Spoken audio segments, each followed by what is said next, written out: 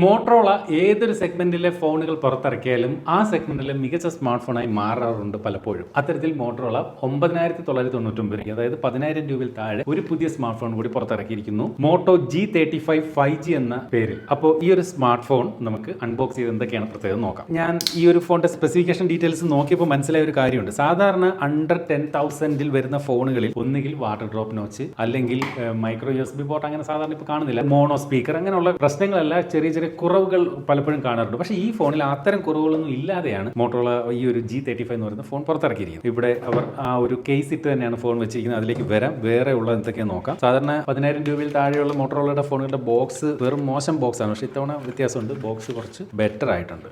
SIM check, പിന്നെ user manual അതിനകത്തുണ്ട്. 20 വാട്ടിന്റെ charger, fast charger, അതുപോലെ ചാർജിങ്ങിന് വേണ്ടി A to C charging cable. എനിക്കൊരു സംശയം ഉണ്ടായിരുന്നു C to C ആണെന്ന്. കാരണം മോട്ടറോളയാണ് ഈ പ്രൈസിലൊക്കെ എന്ത് അത്ഭുതങ്ങളും കാണിച്ചു കളയും, ചിലപ്പോൾ C to C ഒക്കെ വെച്ച് കളയും. അതാണ് ഞാൻ എടുത്ത് നോക്കിയത്. അപ്പോൾ ഇത്രയാണ് ഫോണിന്റെ ബോക്സിനകത്തുള്ളത്. കൂടാതെ ബാക്ക് കേസ് പോലും ഫോണിന് കൊടുത്തിട്ടുണ്ട്. അത് നമുക്ക് ഇടുക പോലും വേണ്ട, ഇട്ട് തന്നെയാണ് ബോക്സ് വെച്ചിരിക്കുന്നത്. ഇതാണ് ബാക്ക് കേസ്, മനോഹരമാണ്. നോക്കിയാൽ ഫോണിന്റെ കളർ നോക്കിയാൽ നല്ല രസമുണ്ട്, പച്ച കളർ. ഈ ഒരു അണ്ടർ 10,000 റുപ്പീസ് ഫോണിൽ നോക്കിയേ വീഗൻ ലെതർ ഫിനിഷും ഒക്കെ ആയിട്ടാണ് വന്നിരിക്കുന്നത്. ഈ ഒരു ഫോൺ കണ്ട 10,000 രൂപയിൽ താഴെയാണ് സത്യം പറഞ്ഞ ഒരു മനുഷ്യരും പറയത്തില്ല ആ രീതിയിലുള്ള ഒരു ഡിസൈൻ. പ്ലാസ്റ്റിക് ഫ്രെയിം ആണ്, പ്ലാസ്റ്റിക് ബോഡി ആണെങ്കിലും ഈ പറഞ്ഞ വീഗൻ ലെതർ ഫിനിഷ് കൊടുത്തിട്ടുണ്ട്. ബാക്കിൽ 2 ക്യാമറകൾ കൊടുത്തിട്ടുണ്ട്. സാധാരണ മോട്ടറോളയുടെ പല ഫോണുകളിലും കണ്ട അതേ ഒരു യൂണി ബോഡി ഡിസൈൻ കണ്ടില്ല, ആ ഒരു ക്യാമറ മോഡുകളൊക്കെ കണ്ടില്ല, ആ ഇങ്ങനെ ഇഴുകി ചേർന്ന രീതിയിലുള്ള ഡിസൈൻ ആണ് നൽകിയിരിക്കുന്നത്. അതുപോലെ ഇവിടെ 50 MB ക്വാഡ് പിക്സൽ ക്യാമറയാണ് യൂസ് ചെയ്തിരിക്കുന്നതെന്നും പറയുന്നുണ്ട്. താഴെ സ്പീക്കർ ഗ്രില്ലും ടൈപ്പ് സി ചാർജിംഗ് പോർട്ടും 3.5 mm ഓഡിയോ ജാക്ക് നൽകിയിട്ടുണ്ട്. മുകളിൽ സ്റ്റീരിയോ സ്പീക്കറിന്റെ ഉണ്ട്, അതുപോലെ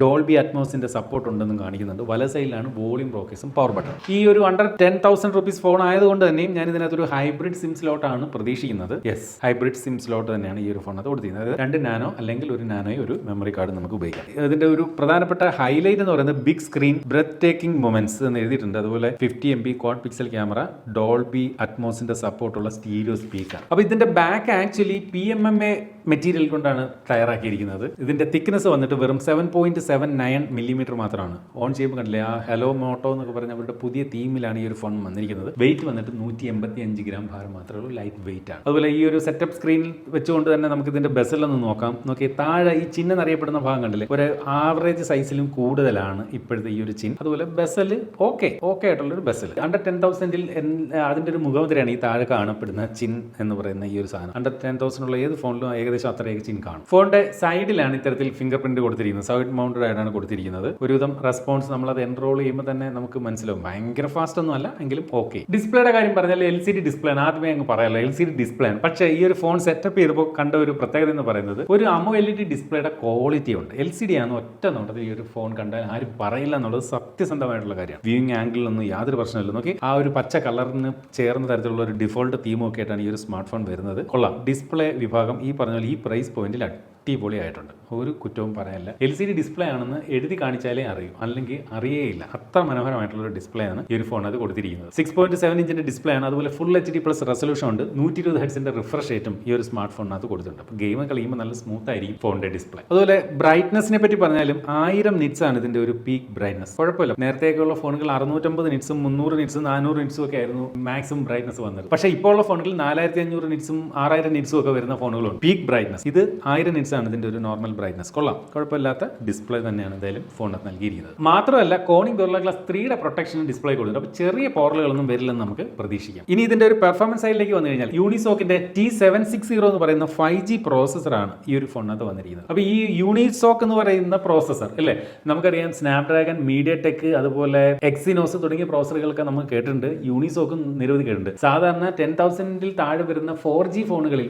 കണ്ടിരുന്ന ഒരു പ്രോസസ്സറാണ് യൂണിസോക്കിന്റെ പല ടൈപ്പ് പ്രോസസ്സറുകൾ. പക്ഷേ ആദ്യമായിട്ടാണ് ഞാൻ ഇത്തരത്തിലൊരു യൂണിസോക്കിന്റെ 5G പ്രോസസ്സർ വരുന്നത്. T760 എന്ന പേരിൽ 5G പ്രോസസ്സർ. അപ്പോൾ ഇതിനകത്ത് ഈ പറഞ്ഞ പോലെ നമുക്ക് 4GB RAM ആണ് മാക്സിമം കിട്ടുന്നത്. 128 GB വരെ മാക്സിമം ഇന്റർണൽ സ്റ്റോറേജും കിട്ടും. അപ്പം ടോപ്പ് വേരിയന്റ് എന്ന് പറയുന്നത് 428 ആണ് ഈ ഒരു ഫോണിന്റെ കേസിൽ. അപ്പോൾ നമുക്കൊരു അണ്ടർ 10,000 ഫോണിൽ കിട്ടാവുന്ന നല്ലൊരു 5G പ്രോസസ്സർ എന്ന് മാത്രമേ നമുക്ക് ഇതിനെ പറയാൻ പറ്റൂ. ഭയങ്കര ഗെയിമിംഗ് ഒന്നും നമ്മൾ ഇതിനകത്ത് പ്രതീക്ഷിക്കുന്നെങ്കിലും കുഴപ്പമില്ലാത്ത ഒരു പെർഫോമൻസ് ഈ ഒരു ഫോൺ കാഴ്ചവെക്കും. ലാഗോ ഇഷ്യൂസോ ഒന്നും ഈ ഒരു ഫസ്റ്റ് ഇംപ്രഷനിൽ ഈ ഒരു പ്രോസസ്സറോ ഫോണോ നൽകുന്നില്ല വരുന്നില്ലെന്ന് വേണം പറയാം. അതുപോലെ 5G ഫോണാണെന്ന് പറഞ്ഞു. 12 വ്യത്യസ്തങ്ങളായിട്ടുള്ള 5G ബാൻഡുകൾ ഈ ഒരു ഫോണിനകത്ത് മോട്ടോറോള ഉൾപ്പെടുത്തിയിട്ടുണ്ട്. ബാറ്ററിയുടെ കാര്യത്തിലേക്ക് വന്നാൽ 5000 mAh ബാറ്ററിയാണ് ഈ ഒരു സ്മാർട്ട് ഫോണിനകത്ത് നൽകിയിരിക്കുന്നത്. അത് ചാർജ് ചെയ്യാനായിട്ട് 20 വാട്ടിന്റെ ഫാസ്റ്റ് ചാർജറാണ് നൽകിയിരിക്കുന്നത് ഈ പ്രൈസ് പോയിന്റിൽ. ഓക്കെ, അതുപോലെ ടൈപ്പ് സി ചാർജിംഗ് പോർട്ടും കൊടുത്തിട്ടുണ്ട്, അതും വലിയ കാര്യം. ക്യാമറയിലേക്ക് വന്നാൽ 50 മെഗാ പിക്സലിന്റെ പ്രൈമറിയും 8 മെഗാ പിക്സലിൽ ഒരു അൾട്രാ വൈഡ് ആംഗിൾ ക്യാമറയാണ് നൽകിയിരിക്കുന്നത്. മൂന്നാമതൊരു ക്യാമറ ബാക്കിലില്ല. അതുപോലെ 16 മെഗാ പിക്സലിന്റെ സെൽഫി സെൻസർ. എന്തായാലും ആ 16 മെഗാ പിക്സലിന്റെ സെൽഫി സെൻസർ കൊള്ളും. സാധാരണ ഈ പ്രൈസ് പോയിന്റിൽ പലതും 5ഉം 8 മെഗാ പിക്സലിന്റെ സെൽഫി സെൻസർ ഒക്കെയാണ് കൊടുക്കുന്നത്. ഇവിടെ 16 മെഗാ പിക്സൽ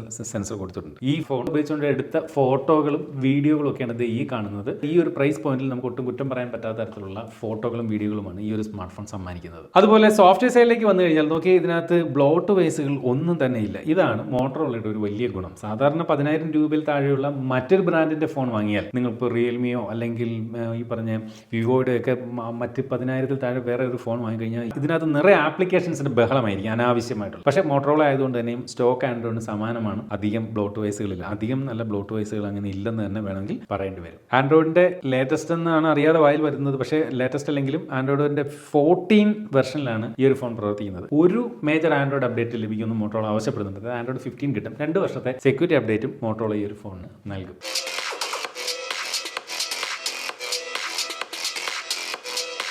ഫോൺ സ്റ്റീരിയോ സ്പീക്കറാണ് കൊടുത്തിരിക്കുന്നത്. അതൊരു വലിയ ഹൈലൈറ്റ് ആണ്. അണ്ടർ 10,000 ഫോണിൽ പലപ്പോഴും മോണോ സ്പീക്കറുകളാണ് 90% ഫോണുകളിലും കാണുന്നത്. പക്ഷേ ഇവിടെ സ്റ്റീരിയോ സ്പീക്കറും കൊടുത്തിരിക്കുന്നു എന്നുള്ളത് വലിയ കാര്യം. മാത്രമല്ല ഡോൾബി അറ്റ്മോസിന്റെ സപ്പോർട്ടും ഈ ഒരു സൗണ്ടിന് മോട്ടോറോള നൽകിയിട്ടുണ്ട്. കൂടാതെ IP52 dust and water resistance, അതായത് വാട്ടർ റിപ്പല്ലന്റ് ഡിസൈൻ. മഴത്തുള്ളികളൊക്കെ വീണാൽ ഇങ്ങനെ ചേമ്പലയിൽ വീഴുന്ന പോലുള്ള ഒരു എഫക്റ്റ്, അത്രേ ഉള്ളൂ IP52. അത് നൽകിയിട്ടുണ്ട്. വാട്ടർ റിപ്പല്ലന്റ് ഡിസൈൻ ആണ് നൽകിയിരിക്കുന്നത്. ഞെട്ടിച്ച മറ്റൊരു കാര്യം, NFC സപ്പോർട്ടും ഈ പ്രൈസ് പോയിന്റിൽ മോട്ടോറോള ഈ ഒരു ഫോണിനകത്ത് കൊടുത്തിട്ടുണ്ട്. അതുകൊണ്ട് തന്നെ നമ്മൾ ഗൂഗിൾ പേ ഒക്കെ ഇൻസ്റ്റാൾ ചെയ്ത് നമ്മുടെ ATM കാർഡൊക്കെ ആഡ് ചെയ്താൽ ടാപ്പ് ചെയ്തുകൊണ്ട് പേ ചെയ്യാൻ ഈ ഒരു ഫോൺ ഉപയോഗിക്കാൻ സാധിക്കും. Mid night black, leaf green, guava red എന്നീ 3 നിറങ്ങളാണ് ഈ ഒരു ഫോൺ വരുന്നത്. ലീഫ് ഗ്രീൻ എന്ന് പറയുന്ന കളറാണ് നമുക്ക് ലഭിച്ചിരിക്കുന്നത്. പ്രൈസ് വന്നിട്ട് 4GB 128ന്റെ വില എന്ന് പറയുന്നത് 9,999 രൂപയാണ് ഓഫറിൽ. ജിയോയുടെയൊക്കെ നിരവധി ഓഫറുകളൊക്കെ ഉണ്ട് ഈ ഒരു ഫോണിനോടൊപ്പം. എന്തായാലും കൂടുതൽ ഡീറ്റെയിൽസ് വേണമെങ്കിൽ ജസ്റ്റ് ഒന്ന് ഗൂഗിൾ ചെയ്താൽ കൂടുതൽ ഡീറ്റെയിൽസ് നിങ്ങൾക്ക് തന്നെ അറിയാൻ പറ്റും. അപ്പോൾ ഈ ഒരു ഫോണിനെ കുറിച്ചുള്ള ജസ്റ്റ് ഒരു അൺബോക്സിംഗ് ആയിരുന്നു നമ്മൾ ഇന്ന് ഈ ഒരു വീഡിയോയിലൂടെ കാണിച്ചത്. ഈ ഒരു ഫോണിനും ഈ ഒരു വീഡിയോയ്ക്ക് നിങ്ങൾ നല്ല റെസ്പോൺസ് തരികയാണെങ്കിൽ, അതുപോലെ ഈ ഒരു ഫോണിന്റെ ഒരു റിവ്യൂ നിങ്ങൾക്ക് ആവശ്യമുണ്ടെങ്കിൽ കമന്റ് ചെയ്താൽ നമുക്ക് വേണമെങ്കിൽ